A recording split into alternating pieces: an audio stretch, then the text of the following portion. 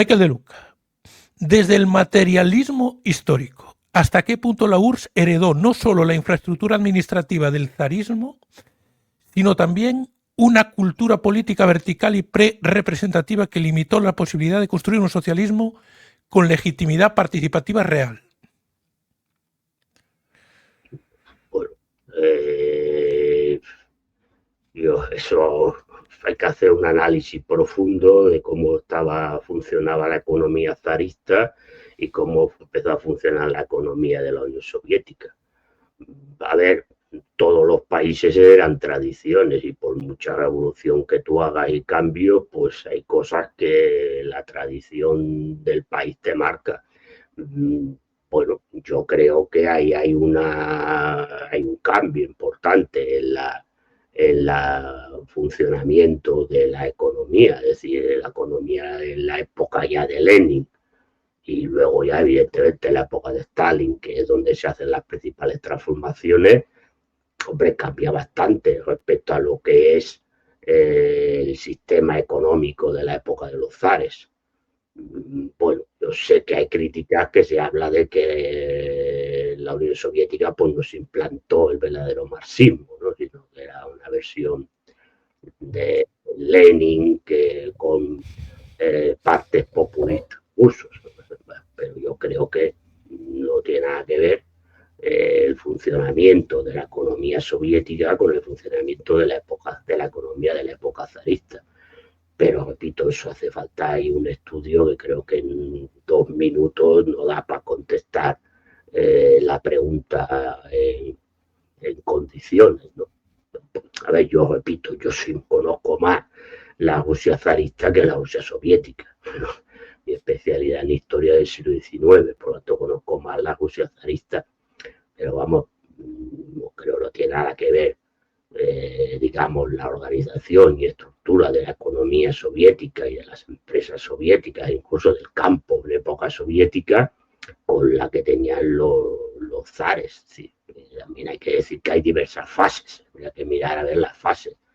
Es decir, la NEP, pues sí que es más cercano a lo que había en la época zarista, especialmente en los grandes centros industriales, excepto la explotación laboral, pero luego ya una vez se elimina la NEP, es decir, la nueva política económica, y se empieza a establecer los planes quinquenales y luego también en el campo, cuando se habla de los colchos y demás, poco tiene que ver con el funcionamiento de la economía zarista. Es decir, bueno, que hubiera algunas cosas que cederan, pues siempre todo cederá, no se cambia de la noche a la mañana, de un día para el otro no se cambia al 100%. Michael De Luca, ¿no crees que el capitalismo occidental logró una hegemonía gramsciana más eficaz al internalizar en la población la ficción meritocrática, movilidad ilimitada, ausencia de techo aspiracional, sueño americano, como superestructura legitimadora, neutralizando así la conciencia de clases sin necesidad de coerción visible?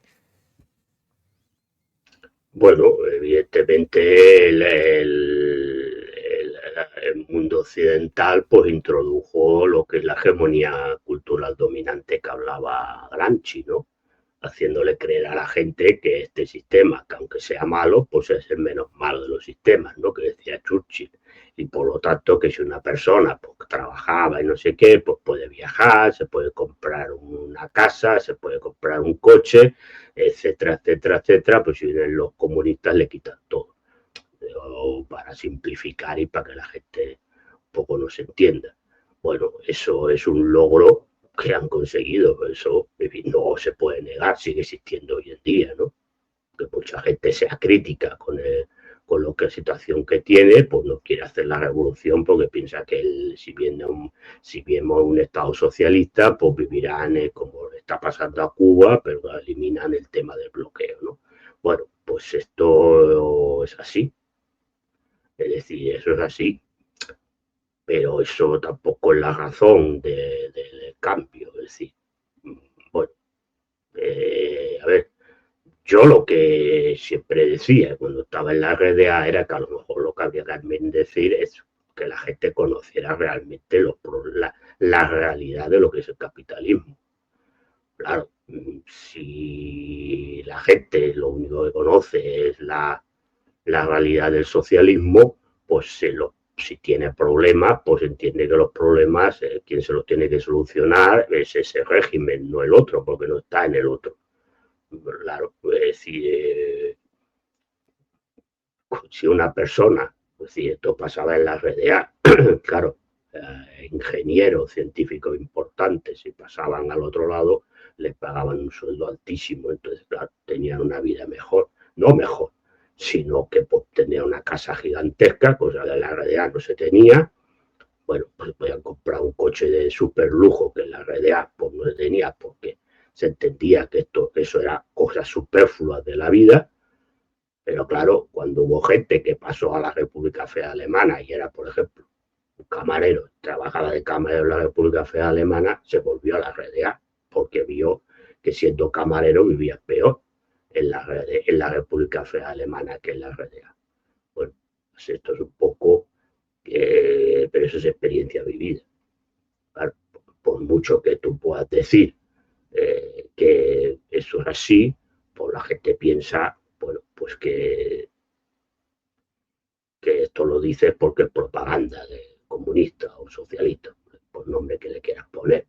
Bueno, esto ya no lo dijo Gramsci, entonces, claro, contra eso hay que luchar, ¿no? Contra eso hay que crear por la contracultura hegemónica, pero es complicado y es difícil. Hombre, evidentemente la propaganda capitalista es más atractiva, ¿no? Porque si tú sacas que la gente está viviendo en mansiones de Malibú, pues es más atractivo que no tener un piso normal y corriente. Ah, ¿problema cuál es? Porque no todo el mundo vivimos en Malibú, ¿no? Esta es la realidad de la vida del capitalismo. Pero es evidente que la propaganda, pues, es más efectiva en ese caso. Michael De Luca. Si el socialismo no consigue traducirse en una experiencia cotidiana perceptible de justicia material, ¿no queda estructuralmente en desventaja frente a un capitalismo que produce legitimidad performativa mediante expectativas aspiracionales, aunque su base económica sea de gran desigualdad? Pero eso es educación y eso es hacerle entender a la gente, ¿no? De que hay cosas que son superfluas en la vida, que no tienen necesidad de ellas para poder vivir. Es decir, eso es un tema educacional y aún así pues tendrán dificultades porque habrá gente que siempre dirá, bueno, pues yo quiero vivir en Malibú, ¿no? Siguiendo con el ejemplo. Bueno, esto es un poco complicado, es un poco complicado. Es decir, claro, es como yo puedo decir ahora, dice, bueno, ¿usted qué ganaba en la RDA? Yo puedo decir, pues no recuerdo, cambio en euros, ¿qué sería? Bueno, voy a poner 600 euros al mes. Claro, usted ganaba 600 euros al mes, pues, una miseria. Ya, ¿usted qué gana aquí? 1.400, 1.500 euros al mes. Vale, pero usted paga alquiler o paga una hipoteca. Sí, yo no. Pagaba una cosa por 40 euros de alquiler. Te paga la luz. Sí, no, no. A lo mejor 2 euros de luz. Te paga el agua, paga el gas. Médico, las medicinas le cuestan dinero. A mí no. Transporte público, gratuito. Los precios de los alimentos estaban controlados, no podían subir. Estaban fijados por el Estado. Entonces, con 600 euros, pues vivo mejor que un señor aquí con 1.400. Pero claro, de entrada, si tú a la gente le dices, bueno, te cobra 600, es una miseria. Este es el tema. Propaganda es, entonces, la aspiración. Bueno, la aspiración Yo entiendo que la aspiración es a vivir dignamente y lo que se tiene que educar a la gente es a vivir dignamente. Y que, a ver, vacaciones, usted se puede pagar vacaciones, pues a lo mejor no se las puede pagar. A mí me las pagaba el Estado. ¿No? ¿Cuánta gente hay en España? Pues hablar de nuestro país, España, que no puede irse de vacaciones porque no tiene dinero. Pues a nosotros nos las pagaba el Estado en la realidad. Pues entonces, es decir, bueno, pues esto es lo que se tiene que explicar. Hombre, que no, que yo quiero vivir en un palacete, güey, ¿para qué quiere vivir usted en un palacete? Esto es educación. Y aún así, pues habrá gente que no estará de acuerdo. Bueno, pues con eso hay que lidiar. No vas a conseguir el... Pero entiendo que lo que hay que convencer a la gente es que lo principal es vivir con dignidad. Y vivir con dignidad, que las realidades materiales, y las necesidades materiales que cualquier persona tenga, estén cubiertas por el Estado. Y luego, pues tú tienes tu ocio, y tu ocio, pues en tus ratos libres, puedes hacer lo que te dé la gana. Siempre que no molestes a nadie, evidentemente, ¿eh? Pero puedes hacer lo que te dé la gana.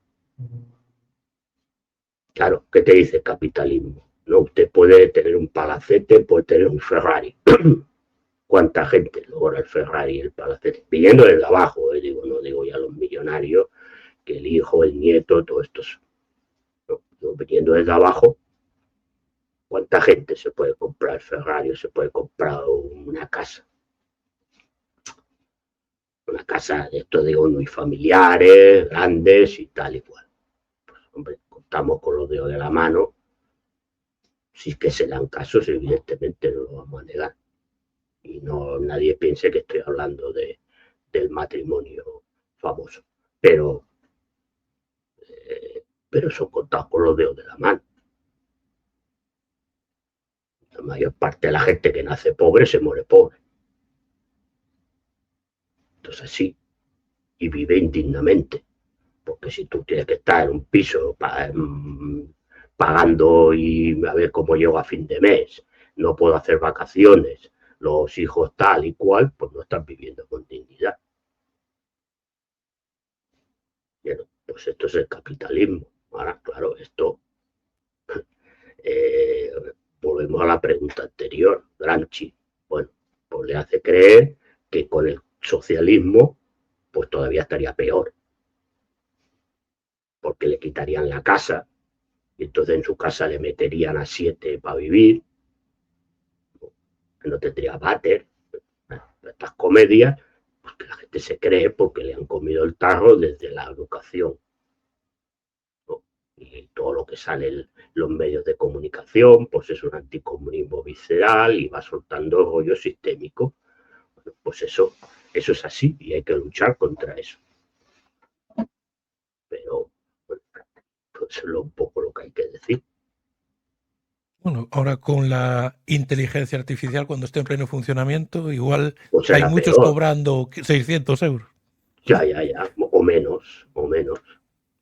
Bueno, ya hay gente cobrando 600 euros, no engañemos. Hay gente que está cobrando 600 euros. Me refiero a un montonazo de gente que ahora está trabajando Que y está cobrando más. trabajando y cobrando más, claro, pero ya hay gente que está cobrando 600 euros, ¿no? Entonces, claro, este es el tema. Pero me refiero en que, claro, si tú haces ahora una discusión, como yo tenía a veces en televisión, ¿no? ¿Usted qué ganaba en la red? Bueno, pues esto es una miseria. Bueno, vamos a ver, miseria o tal depende del nivel de vida de ese país, de qué necesidades tú tengas en ese país. Porque a veces también te pone el ejemplo. No, es que en Francia el salario mínimo es no sé qué, mucho más mayor que el de España. Vale, vaya usted a vivir a Francia. Y verá que con el salario mínimo de Francia no tiene ni pataco de escopeta, como pasa con el salario mínimo en España. Claro, porque el nivel de vida de los países es el que es. Bueno, pues entonces pasa lo mismo. Es decir, bueno, no puedo cobrar 600 euros en la RDA. Pero seguramente, no seguramente, es vivía yo mejor con 600 euros de gente aquí con 1.800 o 1.600. Porque ya solamente el alquiler se le lleva 1.000 y pico euros. Pues al final, ¿qué le queda? Le queda 500 euros, como a mí. Pero con la salvedad es que ahora vamos al supermercado y cada día esto es todo más caro. Tú ibas a la Real, a mi tropa, normalmente, que era el estatal y era el central, y los precios eran siempre los mismos. A veces subían, ¿no? Porque iba subiendo también. Pero a medida que te subía, pero no subían a una cosa que hoy te vale, por ejemplo, 3 euros aquí y al día siguiente vas y te cuesta 6. Si valía 3 euros, pues a lo mejor con el tiempo es evidente que todo va subiendo en la vida. Muchas cosas se traían de fuera, es más caro, pues valía 3,10. Pero tu salario también aumentaba. Pues entonces, al final dices, ¿quién vive mejor? Que vive más dignamente, digo. Porque vivir de ensoñaciones, de que yo, si me va bien las cosas, puedo vivir en el barrio de Salamanca de Madrid, en la Milla de Oro, pues muy bien. Pues tengas ensoñación. Seguramente no vas a vivir en tu vida en el barrio de Salamanca de Madrid. Pues esta es la realidad. Ahora tenemos que luchar contra lo que tenemos que luchar, evidentemente. Michael De Luca. En términos weberianos, la burocratización soviética, ya lo hablamos antes, no generó una élite administrativa cerrada, nomenclatura, reproduciendo una nueva estratificación funcional aunque se hubiera abolido formalmente la propiedad privada. Pero eso depende de si estás de acuerdo con Weber o no. Sí. Estos son temas de concepciones. A ver, Weber hace un análisis de una sociedad, evidentemente que habla de aquello, de los tipos ideales, y habla de que los funcionarios se convierten en una clase, igual que reconoce porque Weber, aunque no era marxista, y más bien era antimarxista, sí que recogía algunas de las cosas que, o si estaba de acuerdo con alguna de las cosas que había dicho Marx, ¿no? Entonces sí que habla de las clases sociales y él entiende que sí que hay clases sociales, es decir, y habla pues de que la clase funcionarial, ¿no? Porque él habla de una Alemania donde sí que la clase funcionarial era muy importante, que los funcionarios se convertían en una propia clase social para sí, ¿no? Como en términos marxistas. Y él habla ahí, bueno, pues entonces, pero el tema está si estás de acuerdo o no con la teoría weberiana. Bueno, te repito lo mismo, para no hagas la pregunta, terminó. si no quieras. Esta es la pregunta. ¿Qué transformaciones institucionales serían necesarias para impedir la cristalización de nuevas jerarquías dentro de un proyecto socialista futuro? Vamos a ver, el problema de la disolución del Estado, que es lo que decían Marx y Engels, el modo de producción comunista, no se puede dar hasta que en todo el mundo no se produzca la revolución proletaria. Porque si no, si no vas a desaparecer del mapa. Si tú, cuando has hecho la revolución y has pasado el periodo de la dictadura del proletariado y lo que haces es la disolución del Estado en sí y pues creas una sociedad donde la gente tenga las relaciones a través de cooperativas o lo que le quieras llamar, al final pues estás al albur de que te venga un Estado capitalista, te invada y se acaba la comedia. Claro, esto es un poco lo que decía Stalin cuando hablaba del socialismo en un solo país. Es decir, no podemos estar aquí con el lirio en la mano esperando la revolución mundial si nos ha dado. Pues tenemos que funcionar ya con socialismo en un solo país. Bueno, claro, eso provoca cosas. Pues claro, provoca que a lo mejor el proyecto marxista no llegue al final. Pero, hombre, no se puede ser un ingenuo en la vida. No se puede ser un ingenuo en la vida. Entonces, ¿vale? Cuando se ha hablado, no solamente por parte de los anarquistas, ¿no? Que son los que más han criticado el tema del marxismo, sino dentro del propio movimiento marxista, ¿no? Por los socialdemócratas o incluso por los trotskistas y otra gente, ¿no? Que no se había establecido ahí que el Estado soviético se había convertido en un Estado opresor y que lo único que se había hecho era cambiar el Estado capitalista, el nombre, pero en el fondo el funcionamiento era el mismo. Hay que decir que, hombre, claro que sí que había un Estado, pero el Estado no era un Estado opresor para la mayoría de la población. Era un Estado benefactor para la gran mayoría de la población. Era opresor, en todo caso, para los que pretendían destruir ese Estado, como hacen todos los Estados, pero es en caso de defensa. La diferencia estaba en que el Estado capitalista es un Estado opresor en sí para aquellos que defienden el Estado o no pretendan destruir el Estado. Esa es la diferencia fundamental. Claro, es decir, entonces entrar en que si no se ha llegado al final de la teoría marxista, hombre, eso lo tenía claro todo el mundo. Pero está claro que no puedes llegar al final de la teoría marxista si no hay, porque Marx hablaba en términos de una revolución mundial.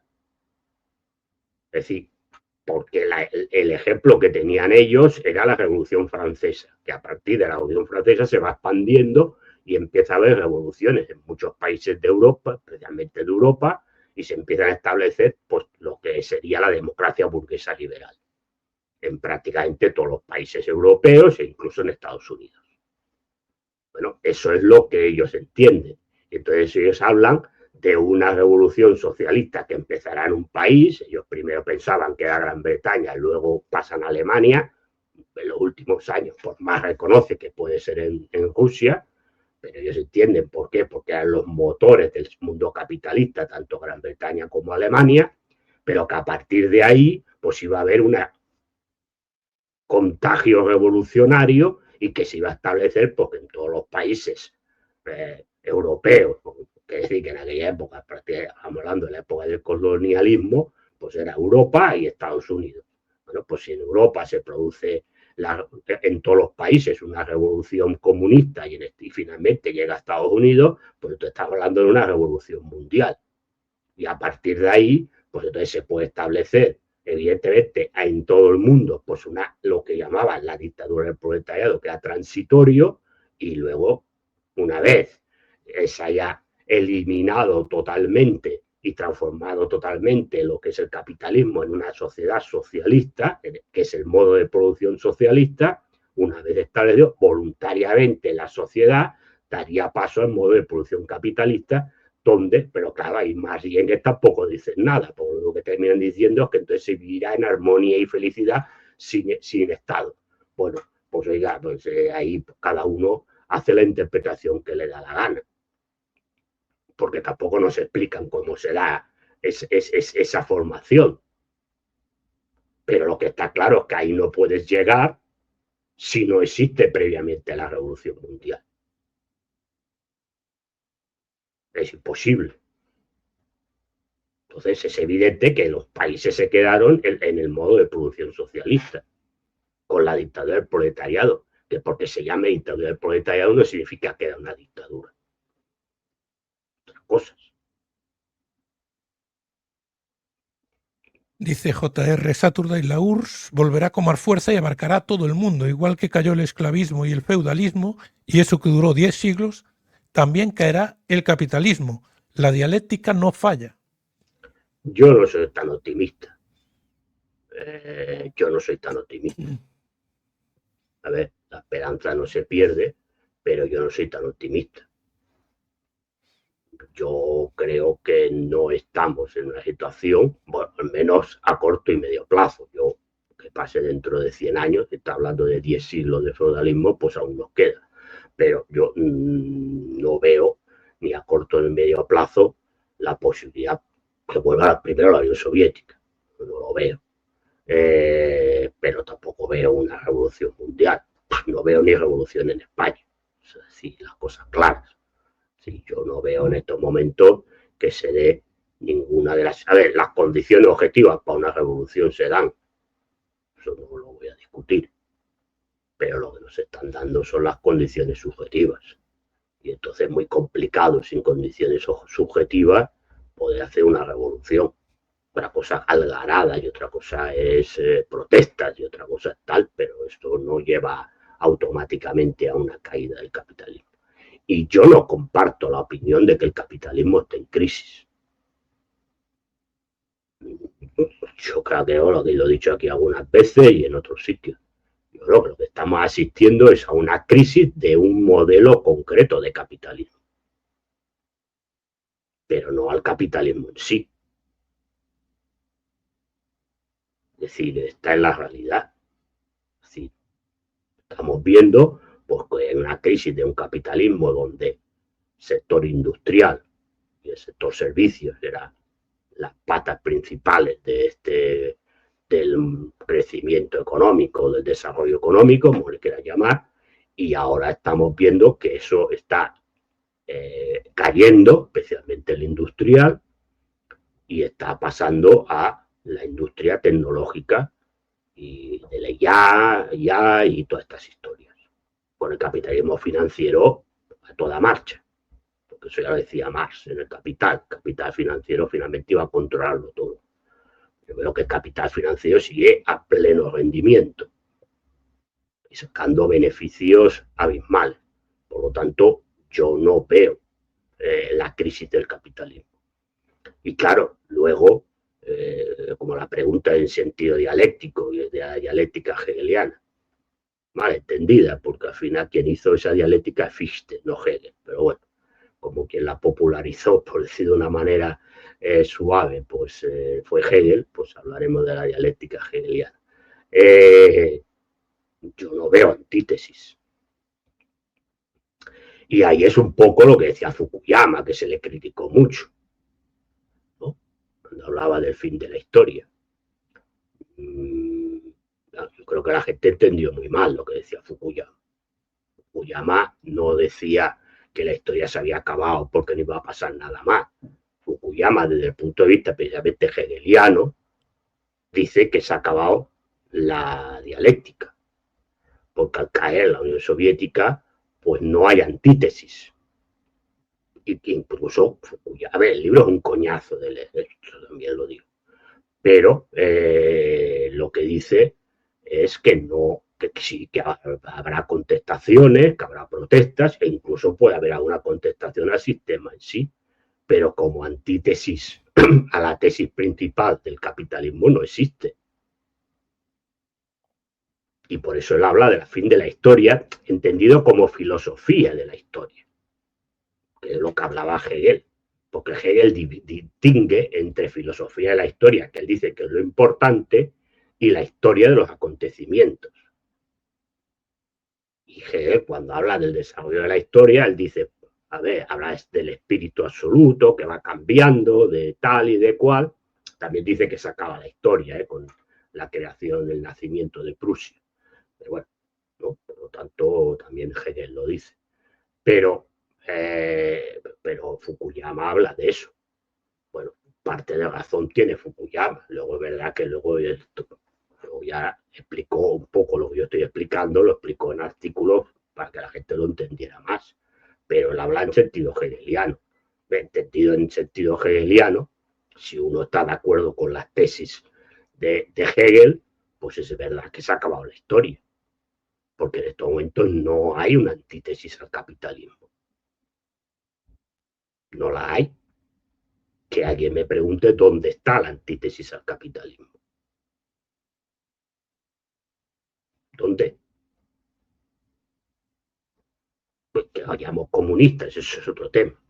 Y habrá fascistas que también están en contra del capitalismo entendido como tal. Pero digo, donde hay una tesis real que se esté hablando de la destrucción del capitalismo. Pero no la hay. Por lo tanto, eso es un poco lo que decía Fukuyama. Y no podía estar de acuerdo con Fukuyama. Yo digo que hay cosas que, pues, si tomamos el análisis de Fukuyama desde el punto de vista de la filosofía de la historia hegeliana, pues es evidente que se ha acabado la historia. Otra cosa, la historia entendido como filosofía de la historia, repito. Otra cosa es que si no estamos de acuerdo con eso, ¿vale? Este es otro tema. Pero, yendo a la pregunta, pero como la pregunta lleva implícito el tema hegeliano, pues yo no veo en estos momentos que haya ninguna crisis de la tesis capitalista. Ninguna. Ni por propia contradicción interna, que ahí es donde le hablaría Marx, porque no la hay, ni por propio contestación externa, porque tampoco la hay en estos momentos. Que la vaya a ver, pues yo no soy futurólogo, yo no sé lo que yo soy historiador, no futurólogo. Entonces, no lo sé que pueda verla, pero yo a corto o medio plazo no veo que vaya a volver, que va a volver la Unión Soviética. Pues igual sí, pero vamos, no creo que vaya a volver dentro de 15 o 20 años, desde luego. Álvaro Raiz. Señor Villarroya, Transnistria, para el que no lo sepa, el Madrid jugó hace poco allí. Sí, Sheriff Tiraspol, en Sheriff Tiraspol. Tiraspol, sí. Sheriff Tiraspol es... Transnistria, Abjasia o las zonas rusófanas en Ucrania que todavía no están asociadas a Rusia, a nivel popular desean la anexión a la federación o una vuelta a la sovietización. Bueno, el único país que mantiene, digamos, una economía y una sociedad tipo soviético es Transnistria. El resto, aunque se hayan separado de sus países respectivos, de los países que les designaron una vez disuelta la URSS, no tienen una economía soviética ni tienen nada que ver con el periodo soviético. Bueno, pues supongo que quedarán estar con Rusia y punto. No por vuelta a la Unión Soviética. Supongo que Transnistria sí, tampoco no he estado y no conozco Transnistria, es decir, pero bueno, por lo que aparece por allí, pues bueno, estos sí que podían estar de acuerdo en volver a la Unión Soviética, pero el resto de repúblicas no creo que estén por... Bueno, esto ya depende de cada uno personalmente. Yo no digo que no haya nadie allí que no quiera volver, que vuelva a la Unión Soviética. Incluso en Rusia hay gente que quiere que vuelva a la Unión Soviética, en la Federación Rusa. Esto es otro tema. Pero yo no, las repúblicas estas, si quieren, lo que quieren es entrar en la Federación Rusa y punto. Y más allá del régimen político, económico y social que se tenga en Rusia en estos momentos, que es capitalista. No engañemos. J.R. Saturday. ¿Las diferencias entre la URSS y la China de Mao a qué se debían? ¿Eran un tema de egos? Bueno, Mao Zedong acusó a Khrushchev de traicionar la Unión Soviética de Stalin y de traicionar el legado de Stalin, y entonces pues Mao pues empieza a considerar que la Unión Soviética con Khrushchev se está convirtiendo en un estado burgués,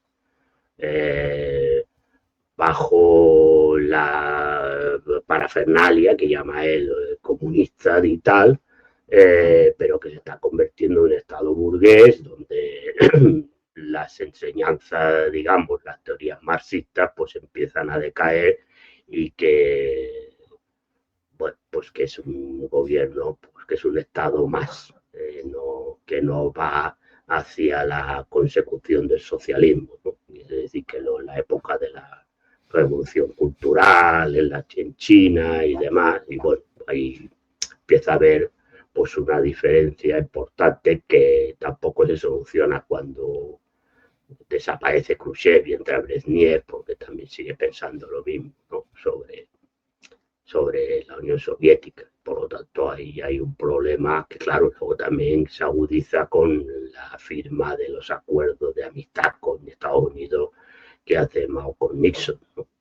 Entonces ahí hay toda una serie de historias que en principio van un poco por el tema ideológico, y sí, al final pues supongo que ya es un tema de ego también, de quien era más comunista o era más fiel a las teorías marxistas. Álvaro Raiz. En la actual Rusia, sabiendo que el Partido Comunista es la oposición, hay zonas con más de un 60-70% de población comunista y por ende quieren regresar a la sovietización. No lo sé. Una cosa es que el Partido Comunista, bueno, en la Federación Rusa hay varios partidos comunistas, ¿verdad? Que el principal es el Partido Comunista Ruso, que es el de Ziugánov, pero hay otros partidos comunistas, es decir, creo que hay 3 o 4, ¿sí? Ahora no. Bueno, supongo que sí, todos ellos hablan de la vuelta a la Unión Soviética, digo, por lo que he podido ver en los programas políticos que tienen y un poco por volver a la sovietización. Bueno, si ya los que votan al partido, estos partidos comunistas, pues si le votan supongo que es porque estarán de acuerdo en volver a la época de la Unión Soviética, pero bueno, esto ya sería preguntarle a la gente que vota a los partidos estos, no lo sé. Es decir, ahí siempre hay que pensar de que quien vota a un partido es porque está de acuerdo con el programa que defienden, ¿no? Y es verdad que todos ellos sí que defienden la vuelta de la Unión Soviética, eso sí.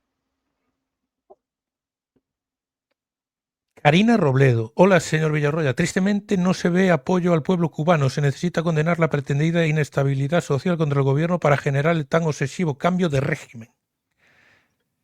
Bueno, es verdad que no hay mucho movimiento, es decir, sí que se ha hecho alguna cosa, digo, de las autoridades públicas, otra cosa, la gente que hacemos lo que podemos. Pero bueno, sí, ayer o antes de ayer creo que en el Congreso se presentó una moción bueno, esto son tonterías, ¿no? De crítica, de condena al bloqueo que está ya más criminal. Si el bloqueo era criminal, pues el que hacen ahora todavía es más criminal sobre Cuba, ¿no? Pero bueno, tampoco se está instando al gobierno español a que envíe algo allí y se pase lo que diga Trump por el fuego de la chaqueta, ¿no? Bueno, esto es así. Digamos que vivimos en los tiempos que vivimos. Hombre, yo me alegra de que al menos Rusia y China ya viendo lo que ha pasado en Venezuela, pues ya se están tentando la ropa y ya están enviando, ¿no? Petróleo y otros menesteres de primera necesidad a Cuba, saltándose lo que diga Trump, ¿no? También México.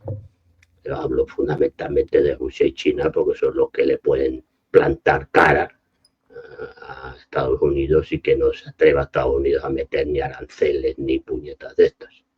Bueno, pues esperemos que con la ayuda de estos y con México, que te repito, te está ayudando, y ya pues se puedan ir sumando más países y no el bloqueo actual, sino el bloqueo de toda la vida que se le está aplicando a Cuba desde la época de Kennedy, ¿no?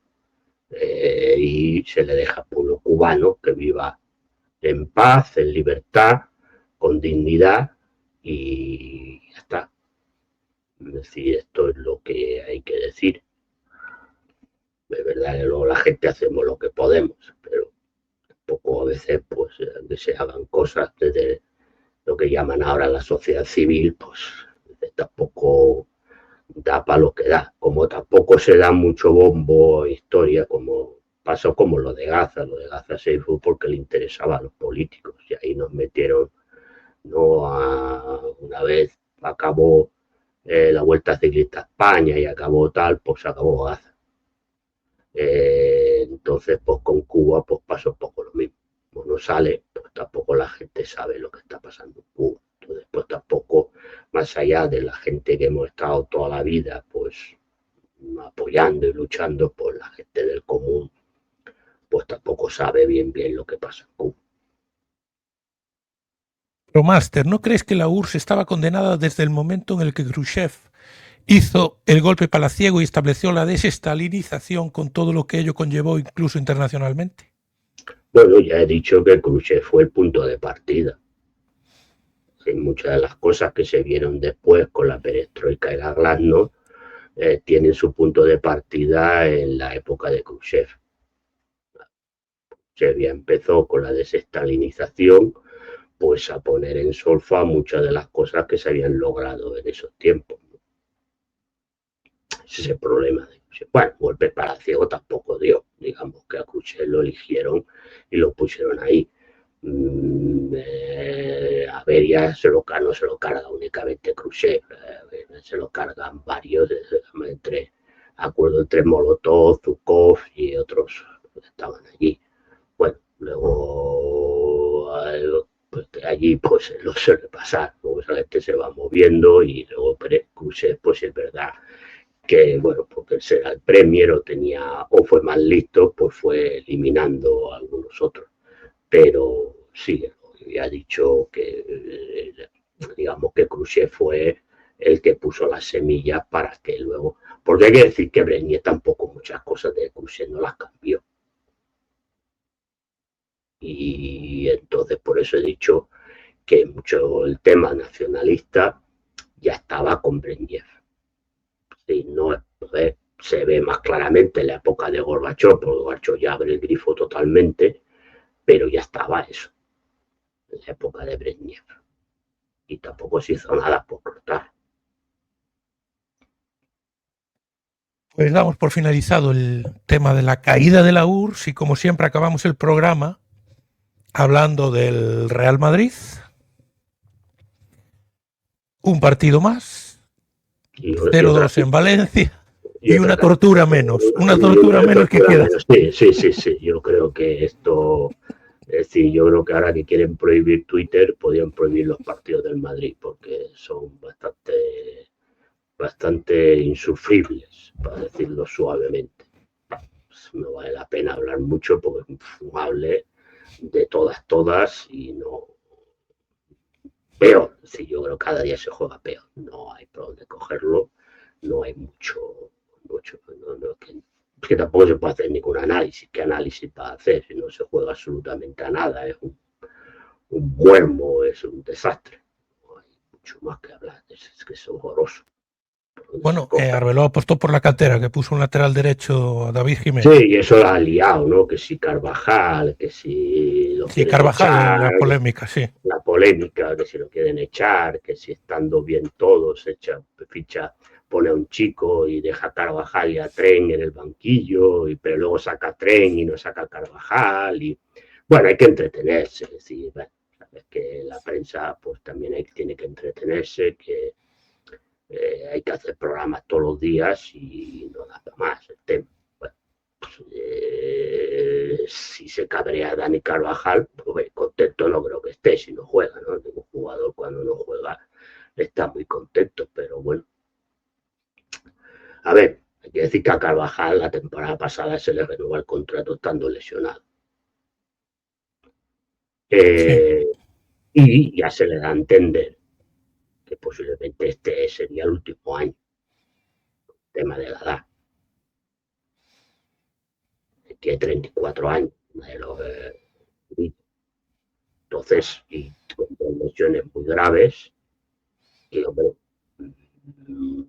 ponen en cuestión de que pueda tener una temporada tal. Se ficha a Trent Alexander-Arnold precisamente para que sea el titular, no él. Para que el titular sea Trent Alexander-Arnold. ¿Qué pasa? Porque Alexander-Arnold está más lesionado que Carvajal, ¿no? Y por eso Carvajal juega más minutos de los que en principio se tenía pensado que jugara. Porque la idea del club, y esto es lo que a mí me iban diciendo, era que Champi se fuera probando a algún chico de la cantera para que se quedara Trent Alexander-Arnold y un chico de la cantera si daba el nivel para ser lateral del Madrid.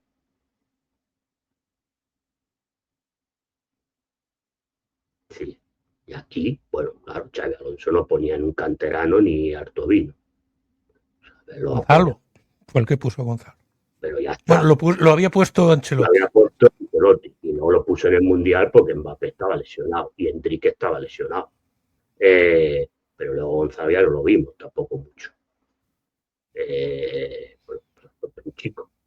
Pues se ha puesto el chico. Yo no sé tampoco si estaban para jugar ellos dos, tanto Carvajal como Alexander Arnold, si estaban para aguantar 90 minutos, o 60 o 70 minutos. Yo no sé cómo está, no me dice nada, pues no lo sé. Pero bueno, la situación de Carvajal pues es la que es, y ya lo sabía al inicio de temporada. No le están engañando. Polémica.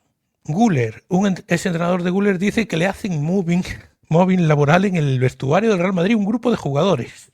No sé, sí lo he leído hoy, pero no lo sé. No sé quién es, si es verdad o no es verdad. No lo sé, no puedo decir.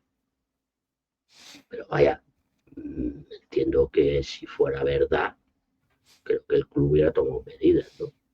Porque el moving es un delito.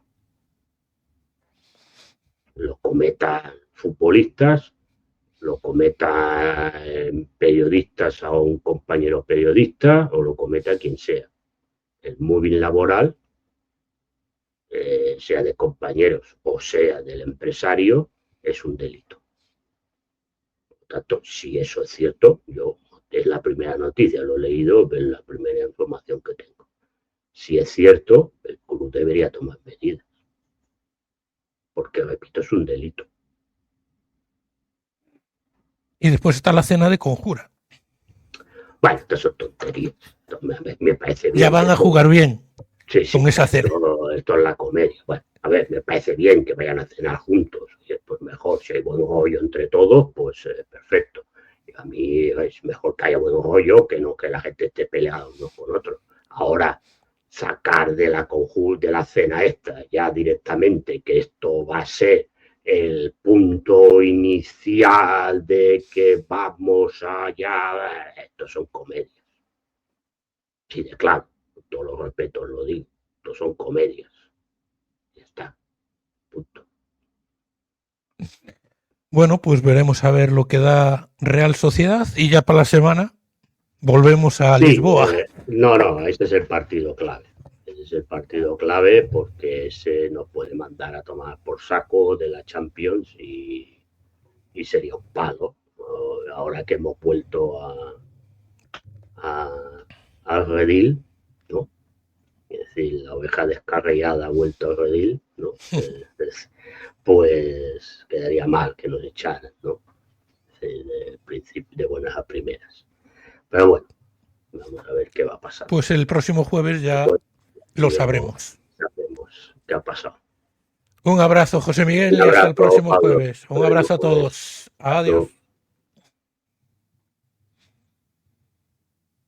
Espera, no te vayas aún, muy rápido. Mira, el vídeo que acabas de ver es solo un corte y hay un programa completo. Si quieres verlo, tienes el link abajo en la descripción. Además, te quiero informar también de que este canal que estás viendo pertenece al grupo de canales de Dipa Media. Lo tienes todo abajo en la descripción, dipamedia.com, y ahí puedes ver todos los canales y todo lo que tenemos. Además, también te puedes apuntar a nuestra lista de mail gratis. Es un mail diario, cada día te llega un mail a tu correo completamente gratis. También te apuntas en dipamedia.com. Y nada, para terminar, no te olvides de suscribirte a este canal, que también es gratis, dejar un like, es gratis, un comentario también, y compartir este vídeo, que de verdad esto nos ayuda muchísimo. Y ya por último, si te gusta todo lo que hacemos Pablo y yo, el Mister y yo, con todos nuestros canales, si quieres saber los secretos de todos nuestros canales de YouTube, ve directo a nuestro nuevo canal que se llama Dipa La Otra Cara. ¿De acuerdo? Lo puedes buscar en YouTube, o también abajo en la descripción de este mismo vídeo tienes el enlace directo para ir. Nada más, gracias y hasta pronto. Chao.